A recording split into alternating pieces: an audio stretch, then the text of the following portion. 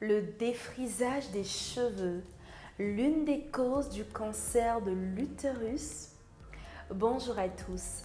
Aujourd'hui, nous allons parler du défrisage des cheveux qui serait à la base du cancer de l'utérus. À ne pas confondre avec le cancer du col de l'utérus. Comment est-ce possible qu'un produit que l'on met sur les cheveux pour les défriser peut être à la base du cancer de l'utérus? Vu comment les deux sont opposés, le produit se met sur la tête de la femme, tandis que le cancer de l'utérus intervient dans les parties génitales de la femme. Alors, comment les deux sont-ils reliés? C'est ce que nous allons découvrir aujourd'hui. Comment cela est-il possible qu'un produit que l'on met sur la tête soit à la base du cancer de l'utérus? Dans l'état actuel de nos connaissances, aucune étude physiopathologique n'a encore été réalisée. Il s'agit d'une sorte d'étude qui permet de déterminer comment le produit réussit à provoquer le cancer de l'utérus seulement en l'appliquant sur les cheveux et sur le cuir chevelu. Par contre, nos recherches et l'avis de certains médecins interrogés ont montré qu'il y a des substances chimiques particulières dans les produits de défrisant qui sont des perturbateurs endocriniens. Donc une fois que ce produit est mis sur la tête, il va traverser la peau à travers le cuir chevelu pour se retrouver dans le sang.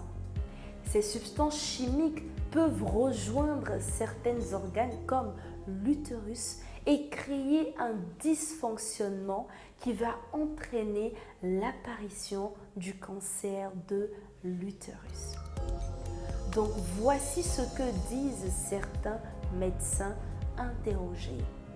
Toutefois, aucune étude physiopathologique n'a encore été réalisée pour déterminer véritablement le mécanisme d'action de ces substances. Ce qui revient à se demander, est-ce qu'il y a des ingrédients ou des substances qui se trouvent dans les produits de défrisant qui seraient à la base du cancer de l'utérus? Pour ce qui est des ingrédients et des substances chimiques mis dans ces produits, aucune donnée n'a encore été récoltée, ni sur les produits, ni sur les marques. Donc on ne sait pas vraiment ce qui est à l'origine de cela et quelles en sont les marques de produits qui doivent être inutilisées. Si on ne connaît pas véritablement les ingrédients et les substances mis dans ces produits qui sont à la base, soit dit en passant, du cancer de l'utérus, pourquoi alors dit-on que le produit de défrisage est à la base du cancer de l'utérus? Il faut noter qu'une étude a été menée auprès de 33 497 femmes américaines âgées de 35 à 74 ans et ont été suivies près de 11 ans. L'étude a démontré que 378 cas de cancer de l'utérus ont été diagnostiqués et a montré que les femmes qui avaient recours de façon fréquente à l'utilisation de ces produits de défrisant 4 fois au moins dans l'année avaient un risque plus important de développer le cancer de l'utérus contrairement à celles qui n'utilisaient pas.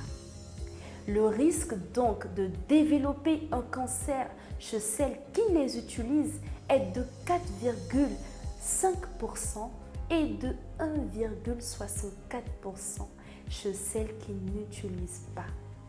Une étude réalisée par le National Institute of Health qui cherche à identifier les facteurs de maladie comme le cancer. D'après certaines données également, en 2022, 65 000 nouveaux cas de cancer de l'utérus a été estimé et cela toucherait davantage les femmes noires. Néanmoins, il se peut que le formaldéhyde, communément appelé formol, est souvent utilisé et est à la base du cancer de l'utérus. Donc voici pourquoi, d'après l'étude, le produit de défrisage est problématique chez la femme. Est-ce qu'une étude plus poussée sera réalisée pour éclairer davantage notre lanterne? On l'espère en tout cas. D'ici là, on se dit à très bientôt pour un nouvel épisode.